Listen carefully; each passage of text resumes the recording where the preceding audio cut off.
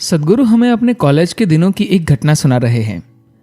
उन दिनों उन्होंने एक प्रश्न पूछा था जिसके उत्तर में उन्हें कक्षा से निकाला गया था।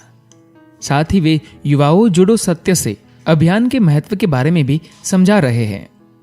वे कहते हैं कि हमें ऐसे नौजवानों की जरूरत है जो न केवल प्रश्न पूछे बल्कि हल जानने के लिए अपना जीवन लगाने को भी तैयार हो।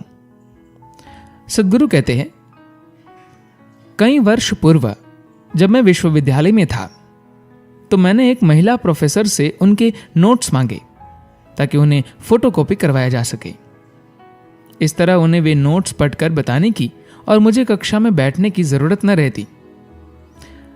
बेशक मुझे उसी समय कक्षा से निकाल दिया गया और मैं उस समय चाहता भी यही था।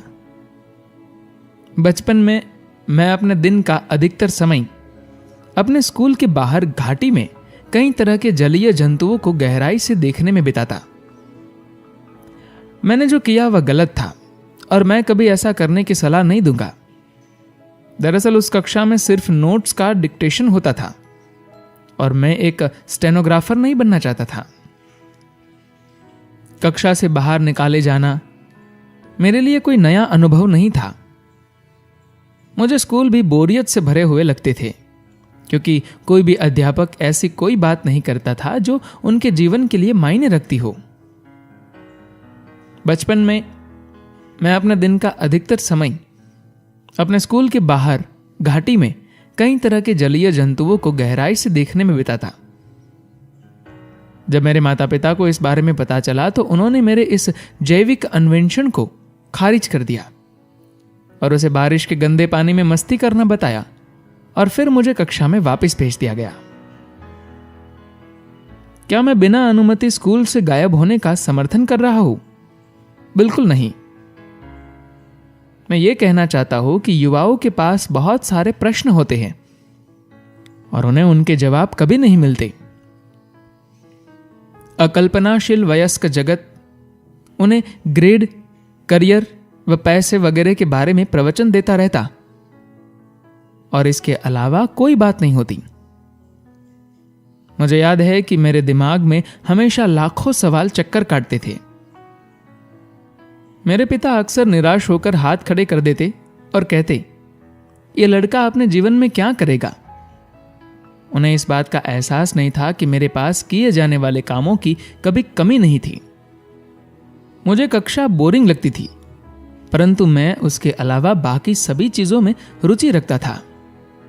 ये संसार कैसे बना, ये मौसम और ऋतुएं, जमीनी इलाका, जमीन में हल चलाने और बीज बोने से धरती में बदलाव कैसे आता है, लोग किस तरह जीते हैं, मेरा जीवन आकर्षक प्रश्नों से भरा था। युवाओं के पास कभी प्रश्नों का अभाव नहीं होता। 50% से अधिक भारतीय जनसंख्या 25 वर्ष से कम आयु की है। इसका अर्थ है कि सवालों की भी भरमार होगी। ये 650 मिलियन युवा, उनकी महत्वाकांक्षा और क्षमता वही इस देश और ग्रह का भविष्य तय करेगी। पर अधिकतर युवा ऐसे समाज की पाबंदी और दबाव झेल रहे हैं जो उन्होंने कभी नहीं बनाया। हमारे पास 15 से 29 वर्ष के युवाओं की आत्महत्या के शर्मनाक आंकड़े हैं। भारत में प्रति घंटा एक छात्र आत्महत्या कर लेता है। ये आंकड़े दिल दहलाने वाले हैं। हमें थोड़ा ठहर कर स्वयं से पूछना चाहिए कि हमसे क्या गलती हो गई है। आने वाले दिनों मैं युवाओं के साथ समय बिताना चाहता हूं। उन्हें कोई सलाह या नैतिक निर्देश देने के लिए नहीं देने। जब मैं युवक था तब वे प्रवचन मेरे भी काम नहीं आए थे। मैं उन्हें केवल स्पष्टता प्रदान कर सकता हूं, ऐसी स्पष्टता जो मुझे 25 वर्ष की आयु में मिली, क्योंकि मेरे पास कुछ सवाल थे और मुझे उनके साथ जीने में कोई डर नहीं था। प्रश्नों के साथ जीना, कोई निष्कर्ष न निकालना, यही जीवन का सबसे अद्भुत रोमांच है। मैं नहीं जानता, एक दुर्भाग्य ही है कि संसार इसकी संभावना से परिचित नहीं है।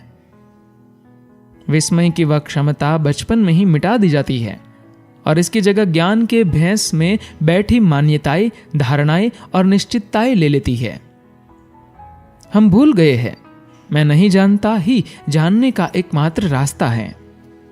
यही वह द्वार है जो आज के युवा वर्ग के सामने मौजूद है। ये एक ऐसे रोमांच से भरे जीवन का प्रवेश द्वार है जिसे अनेक वयस्क भुला बैठे हैं। हमें ऐसे युवा चाहिए जो न केवल प्रश्न पूछने का साहस रखे, बल्कि हल जानने के लिए अपना जीवन लगाने को भी तैयार हो।